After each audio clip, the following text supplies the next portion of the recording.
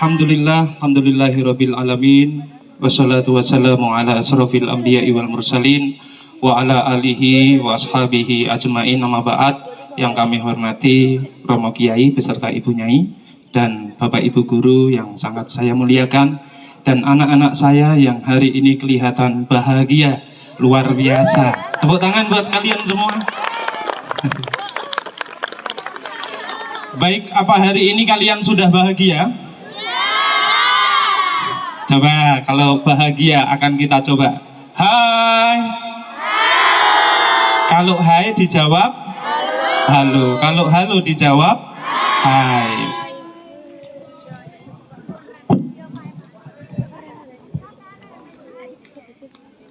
Hai. Halo. Cek cek. Mas yang di depan, yang di depan. Hai. Halo. Halo hai. Hai halo. Ya, kalau biasanya KIP-nya di sana hari ini spesial karena yang mengisi juga sangat spesial. Baik anak-anakku, sering saya sampaikan ketika kalian di kelas, perjalanan hidup itu seperti putaran jam, ya kan? Masih ingat kalian? Putaran jam. Kalau kalian usia belasan, berarti seperti jam berapa? Jam 9, jam 8. Maka kalau di dalam kelas jam 8, jam 9 kok ngantukan, berarti sama dengan usia 50. Kalau 50 itu kan usia menjelang surup. Tahu surup? Surup itu matahari mulai terbenam itu lah. Berarti kalau kalian di kelas jam 9, jam 10 ngantuk, berarti usianya menjelang surup. Ada enggak yang usia menjelang surup di jam 9? Banyak. Kelas berapa? 12. Ngaku loh, kelas 12 itu usianya menjelang surup. Maka hari ini tujuan KIP itu apa sih? KIP tujuannya? Inspirasi. KIP tujuannya apa? Tujuannya KIP. KIP itu mencari inspirasi. Lah kalian KIP nggak cari apa-apa, ya kan? KIP nggak bawa catatan. Bawa catatan? Mana catatannya? Yang putra mana catatannya? Baik anak-anak, saya mau tanya, siapa orang yang paling bertanggung jawab di dunia pendidikan? Ya, Pak Nadiem Makarim. Tapi kalau dulu yang paling bertanggung jawab dalam pendidikan adalah Suwardi Suryoningrat. Siapa yang tahu dia? Belum kenalan. Ada yang tahu Suryadi Suryoningrat itu siapa? Seseorang yang kita kenal dengan nama Ki Hajar Dewantara. Tahu nggak filosofi dia apa yang paling terkenal? Apa coba? Tuturi Handayani kan itu yang ketiga. Yang pertama apa? Engarso Sung Tulodo. Yang kedua? Yang ketiga? Tapi bukan itu anak-anak. Itu adalah filosofi untuk Bapak Ibu Guru yang di samping kalian. Tahu nggak bahwa filosofi ini tidak pernah dikemukakan di umum? Nggak pernah. Coba sekarang kita bayangkan, kira-kira kalau kita belajar sejarah tentang peperangan di Ponegoro, setelah kalian lulus, nyambung nggak dengan kehidupan kalian, kehidupan nyata? Oh, saya dulu itu belajar tentang perang di Ponegoro dalam sejarah. Matematika kita belajar tentang geometri, fisika, dan lain-lain. Kira-kira yang kalian pelajari di sekolah itu nyambung nggak dengan apa yang kalian dapatkan nanti? Misalkan dengan pekerjaan atau apapun itu. Nggak nyambung. Nggak nyambung kan? Nggak.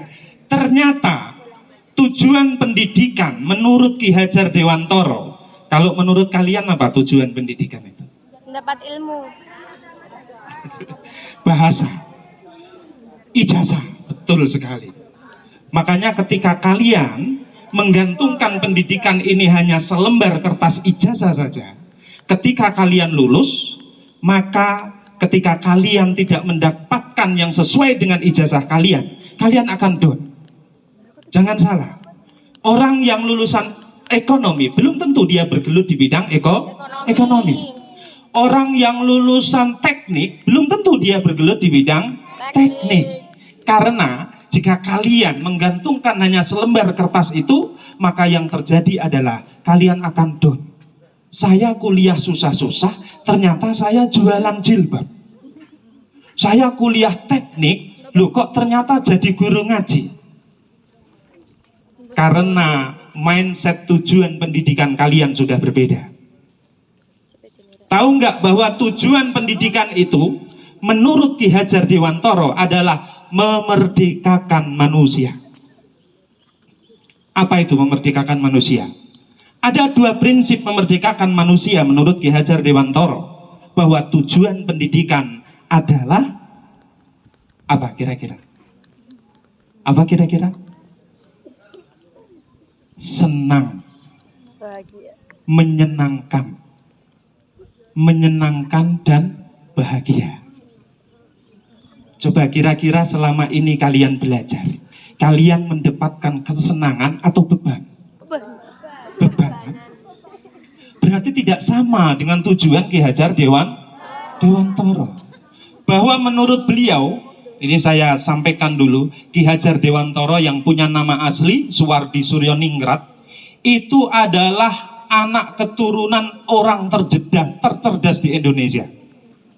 Maka saya sampaikan ke kalian, kita ini masih tidak bisa move on dari dogma masa lalu. Coba, kalau kalian dicap oleh orang luar negeri, mahasiswa Indonesia, Universitas Indonesia, itu universitas tertinggal loh di dunia. Dan hebatnya kalian mengaminkan itu. Iya ya. Kita ini termasuk orang-orang yang bodoh. Ternyata kita tertinggal dengan bangsa lain.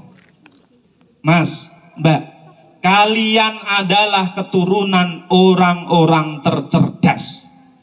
Maka jangan sampai kalian mau didogma seperti itu. Seperti yang saya sampaikan setiap di kelas, kalian harus move on. Dengan satu contoh yang sangat kecil. Ketika kalian ditanya, how are you? Jawabannya tidak selalu I'm fine. Thank you, and you. Itu kan jawaban yang didogma dari masa TK sampai kita kuliah loh. Mbak, Mas, coba gambarkan pemandangan yang indah. Kalian dalam waktu 5 menit akan menggambar 2 gunung, 1 matahari di tengah, dan setapak, dan ada pohon kelapa atau pohon pisang. Loh kok bisa? Dari TK sampai kampus kalau disuruh menggambar pemandangan indah, itu di benaknya hanya ada 2 gunung, 1 matahari, dan pepohonan di sekitar jalan setapak. Mas, Mbak, pemandangan yang indah itu banyak. Menjawab how are you itu nggak selalu I'm fine. Wong kalian ditanya apa kabar kok, saya baik-baik saja, terima kasih. Dan kamu, kok bisa sudah terdogma seperti itu?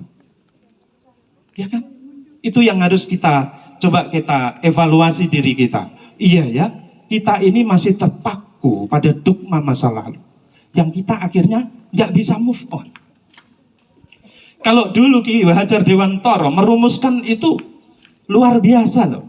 Dia itu ketika itu zaman waktu penjajahan Belanda aja, dia sudah mendapatkan beasiswa kedokteran di Universitas Batavia. Bayangkan, waktu itu bisa lulus SD aja itu luar biasa. Dan dia mendapatkan beasiswa untuk melanjutkan di Universitas Batavia, mengambil jurusan kedokteran. Tapi ketika dia menjadi mahasiswa, dia kritis. Dia mengkritisi pemerintahan Belanda. Dan pada akhirnya harus dikeluarkan dia. Ketika dikeluarkan itulah, maka kemudian dia menjadi wartawan. Semakin kritis pemikirannya. Hingga akhirnya, ini Ki Hajar Dewantara harus diungsikan. Maka dikirimlah dia ke Belanda. Apakah ketika dia di Belanda, dia kemudian menyerah? Enggak. Dia membaca buku, banyak literasi di sana. Karena zaman itu belum ada internet seperti saat ini, yang kalian bisa belajar dari berbagai macam penjuru dunia hanya satu ketik saja, Mbah Google. Zaman dulu nggak ada. Zaman dulu Ki Hajar Dewantara mempelajari pengetahuan itu dari membaca. Ketika dikirim ke Belanda, Belanda itu banyak sekali buku bacaannya. Berbagai macam tentang pendidikan dia baca, tentang filsafat dia baca.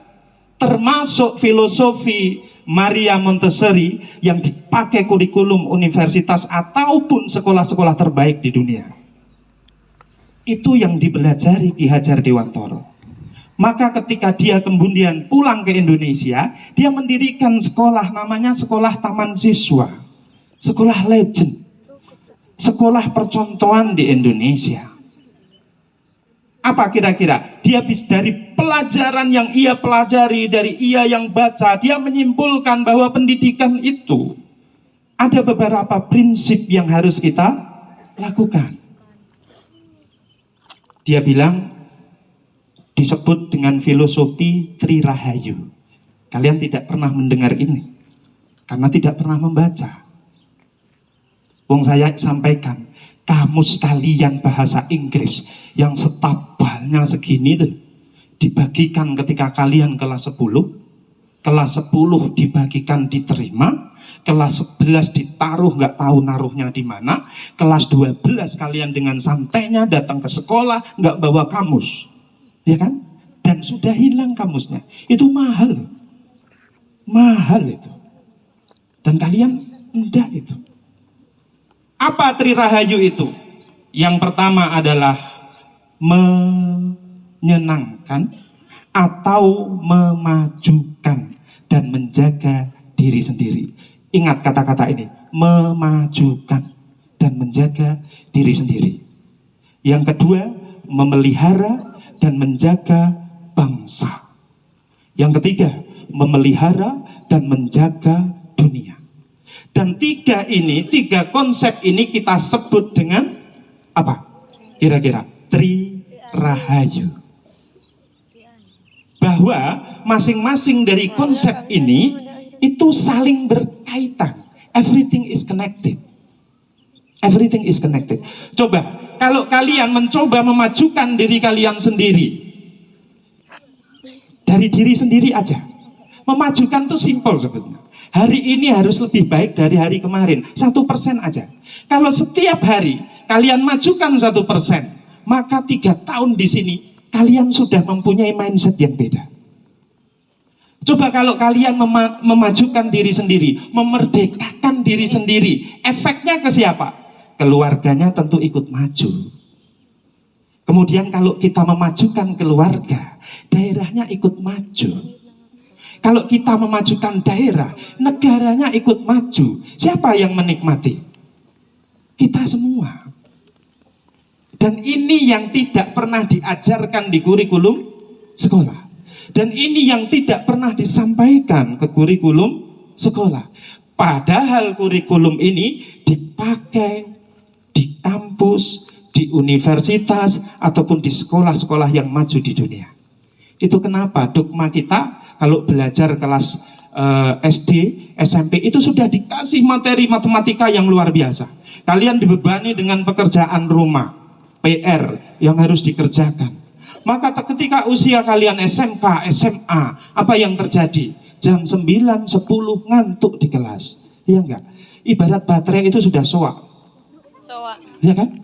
Karena dipakai, diperas di awal, maka ketika menjelang usia kalian yang harusnya kalian ini mulai berpikir luas, malah tidur. Kacau enggak? Coba sekarang dirubah mindsetnya. Saya hanya minta tiap hari bagaimana memajukan diri kalian sendiri. Ya. Dan bagaimana caranya? Maka Ki Hajar Dewantara mempunyai prinsip bahwa belajar itu harus trikon. Belajar itu harus trikon, bukan triloka. Ing ngarsa sung tulodo, ing madya mangun karsa, tutwuri handayani. Bukan itu.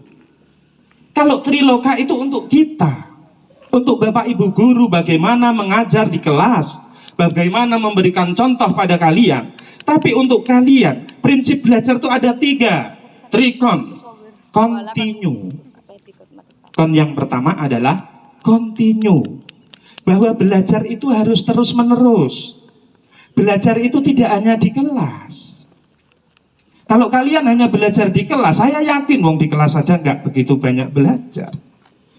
Kalian diomongin apa juga nanti nggak nyambung. Maka belajar itu di era sekarang yang penuh dengan media yang luar biasa, maka kalian bisa belajar dari mana aja dan itu terus menerus. Yang kedua adalah konvergen. Apa konvergen? Belajar itu tidak hanya dari guru-guru kita. Belajar itu bisa dari sumber mana saja. Itu loh konvergen. Kalian bisa belajar googling dari internet.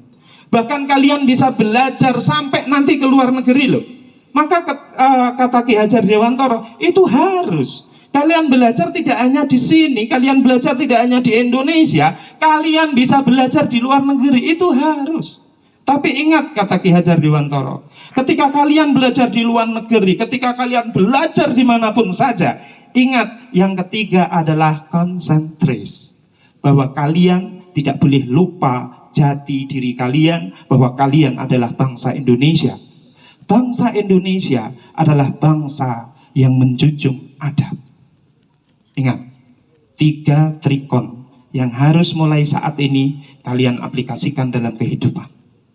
Maka anak-anak, dalam rangkuman saya, yang ini perlu kalian ini, bahwa sebetulnya kita perlu membuat diri kita bahagia.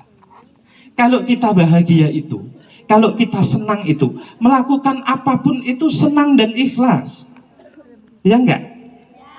Yang kedua, ternyata kita harus melakukan bahwa sumber belajar itu tidak hanya dari Bapak Ibu guru. Kita bisa belajar dari mana saja. Dan yang terakhir, dari manapun kalian belajar, dengan siapapun kalian belajar, ingat yang ketiga konsentris. Bahwa kalian harus ingat jati diri kalian. Kalian siapa, dilahirkan dari mana, dan menjunjung tinggi adab bangsa Indonesia. Terima kasih, mudah-mudahan ada manfaatnya. Ihdinas siratal mustaqim. Assalamualaikum warahmatullahi wabarakatuh. Waalaikumsalam warahmatullahi wabarakatuh.